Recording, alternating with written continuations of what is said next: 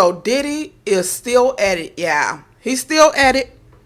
As you guys probably seen from the title, and as you can see from the screenshot I have on the screen, Diddy is still at it. He can't stop and won't stop. And I talked about this in my last video about him, how he's continuing to be a mockery and mocking the victims and undermining the judge and doing things that he should not be doing. And at this point, you know, it's like every time I think it can't get worse, somehow it does. And excuse if you guys hear the noise outside. The lawn care people is cutting the grass, so whatever.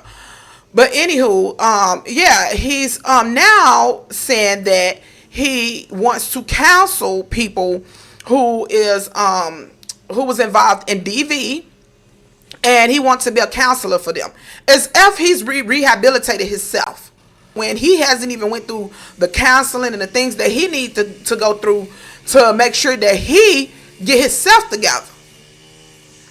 And Rolling Stone put this article up on Friday, and I couldn't wait to talk to you guys about it today because I took a break over the weekend. But yeah, I got to read this to you guys really quick. I just want you guys to know what's going on if you haven't already heard about it. So I'm going to read this article to you guys really quick, and then I'm going to talk about it. It says, Sean Combs reportedly planned to get out of federal custody and counsel DV and people that's involved with it. I'm trying to skip over some words. Is striking a nerve with his accusers. This is utterly preposterous, Douglas Wigdor, the victim's right attorney who represents Combs' ex-girlfriend Cassandra Cassie Ventura, tells Rolling Stone. How are you going to counsel someone else when you haven't done the work on yourself? Exactly.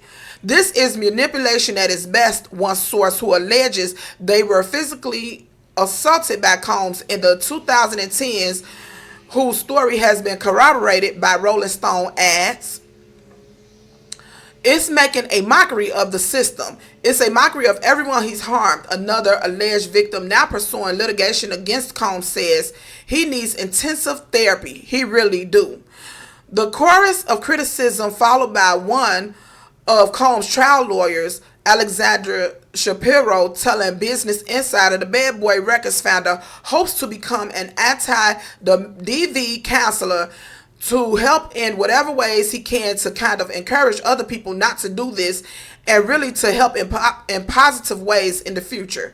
That's something that he actively wants to pursue in the future, Shapiro reportedly said. The idea is that he will work with programs and be able to go in and talk to people, talk to youth, talk to others about the issue in a proactive way and be an advocate for this. And sometimes people like him can be the best spokesperson to try to help. And that is true.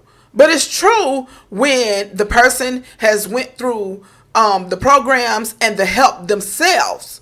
Okay, how he gonna try to help somebody? He's just trying to make himself look good in front of that judge, and what he and his team is not understanding. You're making yourself look a whole lot worse, and I don't think the judge appreciate this because it's very apparent that the judge is taking the violence part of this whole situation very seriously. He stressed that and expressed that in his statements during right after the jury came back with the verdict, and they thought he was going to get out that day. The judge expressed why he wasn't letting Diddy out, and it was because of the violence. And he expressed that. So I don't know why they think the judge is playing with them. I feel like if you was even going to, no, it's just not the time to do that. It's just not the time. I feel like they trying to do everything they can to get a strong argument when it comes to sentencing and be able to try to make the judge give him some leniency when it comes to sentencing him. But this ain't the way to do it, because you can't fake rehabilitation. You can't fake getting help. The judge is, what do you think, he a fool? Because I would take it as that if I was the judge. Like, you're really playing in my face and you think that I'm slow or I'm ignorant and you could play these games with me. Now I'm about to lay the double whammy on you. Let me keep going.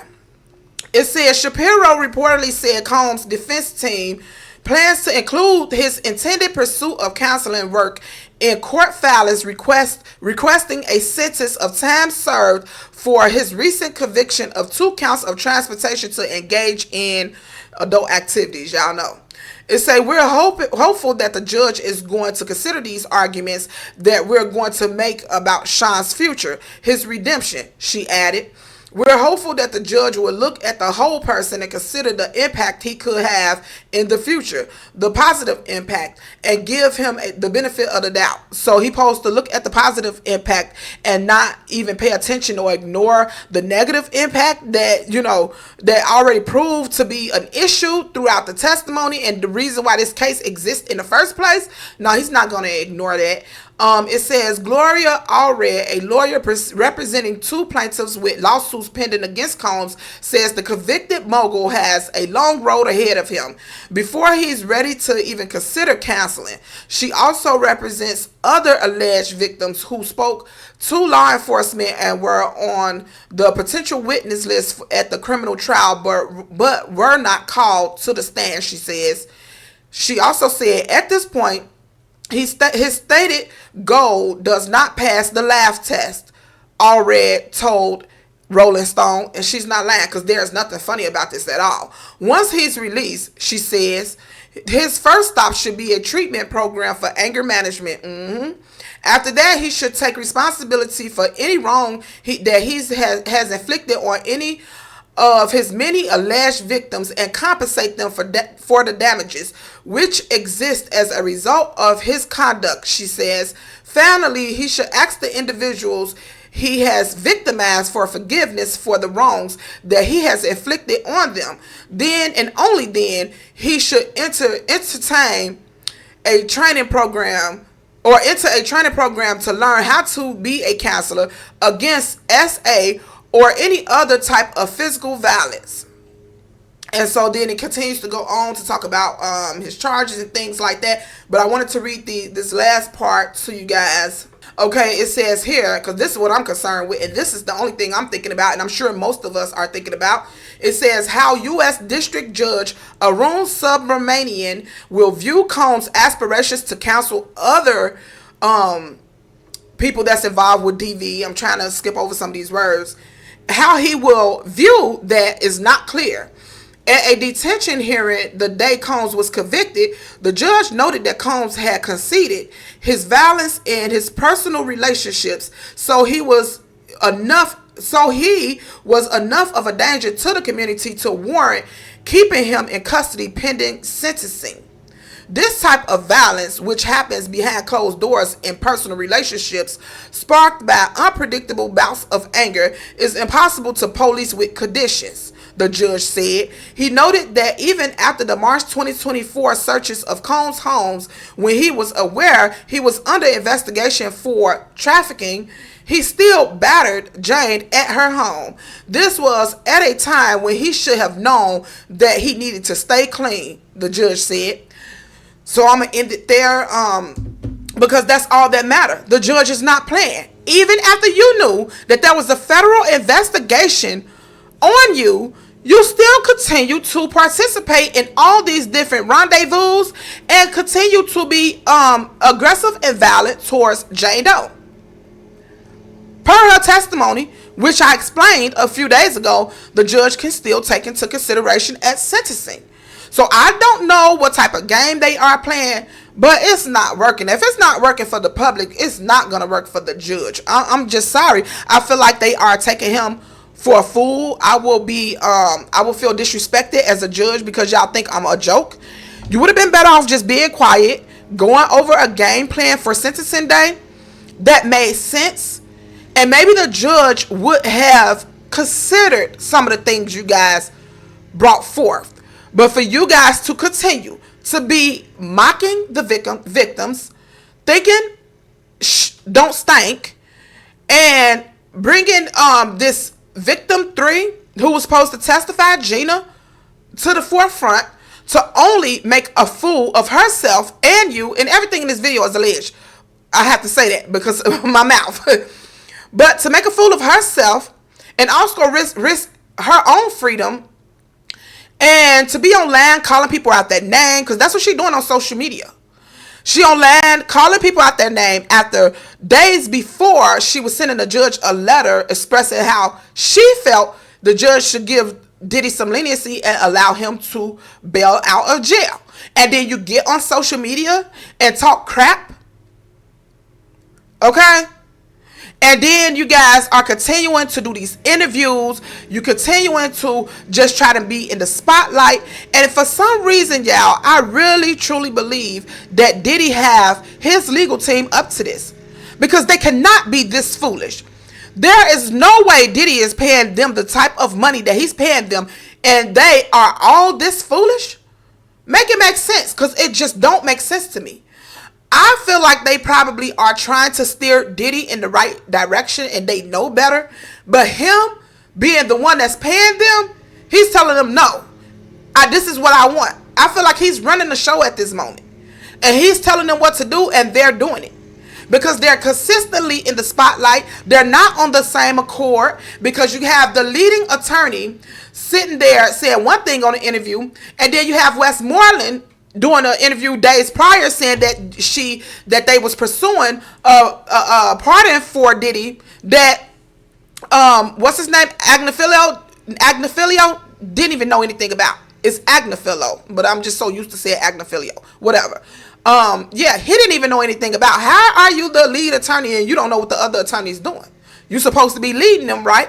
You're supposed to know everything that's going on. And you don't know that. And that's because y'all all over the place. Because y'all are now, in my opinion, under Diddy's orders and doing things the way he's telling you to do it.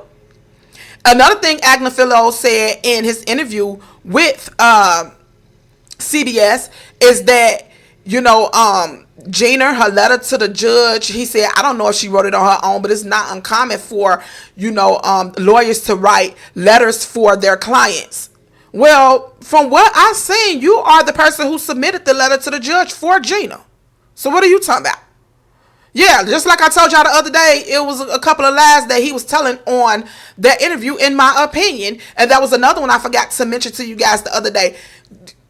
Agnifilo is the lead attorney for Diddy, and he's the one who submitted that letter for Gina. And he's acting like he don't know where the letter comes from or who wrote it. Stop it. That's how I know that Diddy got them up to this, because if that wasn't the case, it'd be a lot of things that you would know. You wouldn't be sitting there lying. You're sitting there doing things that Diddy got you doing. And you know that this is not in his best interest. I mean, come on now. I'm not a lawyer. I'm not, an attorney. And it's common sense. The judge told y'all no over and over. Twice already. 2 times in less than a month that he's not getting out of jail that he won't even take $50 million. Like, he won't even accept a $50 million bond. So that lets you know the judge is not playing. So y'all really should have been getting y'all ducks in a row, in my opinion. And again, they continue to make a fool of themselves. They continue to probably pee the judge off. The judge, I'm sure, is sitting back watching all of this, considering all the allegations of people saying that Diddy has a stronghold on the public's opinion and what people think about him. And so the judge want to see how this play out in the public. He want to see what people are saying. He want to see what type of influence and what, the things that Diddy is doing, what type of influence it has on the public. I'm sure he's watching this. And in my mind, I'm thinking that the judge is possibly sitting there like, oh, y'all think y'all slick. I'm going to show you about playing with me, because now you think it's a joke. You constantly doing things like all week long. Like, we shouldn't even be hearing too much of anything about Diddy right now. Honestly. Unless there's any new cases coming up. He has over 70 civil suits still in play. And so we really shouldn't be hearing anything unless it was about the civil suits or something. We should not be hearing much. Because right now, this is a gray area where everybody is just waiting on sentencing day. But because of his antics, we're still hearing stuff almost every day. It's still so much. And just like they was already playing that game with TMZ and Mark Garagos, which is the father of Teeny Garagos. Teeny Garagos is one of Diddy's lawyers that's on his team, and Mark Garagos is her father, which was claiming that he was an advisor. So he was there throughout the trial and other parts of this Diddy case, and they named him as an advisor and not an official attorney on the team, but I guess he is on the team. He was over there on Two Men, whatever it's called, with TMZ, the owner of TMZ, whatever his name is, I forgot right now, over there saying all that stuff, and the judge warned them. The judge warned them about running their mouth over there, or him going over there doing interviews and running his mouth on that podcast and giving up information that nobody's supposed to know in the public. And now, all of a sudden, Gina, who we haven't seen throughout the trial, ain't it funny how Gina popped back up and TMZ is the one who catch her on camera in some little strip mall and they get, a few words from her. Ain't that funny?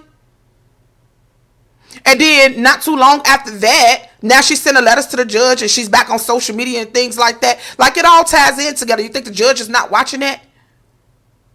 Because he already told Mark Garagos to stop running his mouth. The prosecutors brought that up and said, hey, Yana, we have an issue. He's over there saying things on that podcast, Two Angry Men. That's the name of the podcast. He said things and putting things out on that podcast that should not even be revealed. And the judge already let it be known then. And this was like, week 1 of trial when that happened? And now y'all just so happened, TMZ, out of all people, to run into Gina. No, that was planned, baby, in my opinion. That was planned. It had to look like they just ran into her. And then now she's sending letters. Come on, man. The judge seeing all this. That's all I'm saying. The judge seeing all this. And it's sad that, people that's following this case and reporting on this case is still reporting the antics and the crazy stuff that they are continuing to do. It's not over. I can tell you that right now. Diddy is so desperate at this point. He's going to continue to do stuff. I might be back tomorrow or the day after telling y'all some more stuff he did. Like, because he's landed on thick right now. He's landed on thick and he's being defiant. And the judge is, I'm sure, not happy about this. He's undermining him. He's already, they already brought up this situation with trying to get him a pardon and stuff like that. And the judge like, oh, really? So what may end up happening, in my opinion, the judge might say, you know what, 20 years to show you I'm not playing. Let me make an example out of you. Now you need to go over there and beg Trump for real. Because that's your only way out of here now. Because the judge can do that. I explained to you guys the other day how the sentencing guidelines work and the point level, because that's how it works with federal court. They go off points. Okay. So the judge might say, okay, let's add every point on here. Everyone. I think he's digging a hole. He was already in a hole. He making it deeper. Okay. So anywho, that's all I got. This video is longer than what I wanted it to be. I just want to come talk about this situation. A lot of y'all probably already seen it over the weekend, but I couldn't wait to give my 2 cents on it and just, because it just don't make no sense. I've never seen this before. You wouldn't think they would be this foolish. You would think that his attorneys would know better. And I don't understand what he's paying them for. It just seemed like they're not doing a good job. He could have did this on his own. Because he's the one who's making them do this. It's just crazy. And it's already been said that he's paying them $5,000 an hour. I don't know how true that is, but I've heard that before trial. That's what I heard, that he was paying them. And if that's the case, he going to be broke and still in jail. That's what's going to happen. But anywho, I'm done. Tell me what y'all think about this in the comments, and I'm out. Bye, y'all.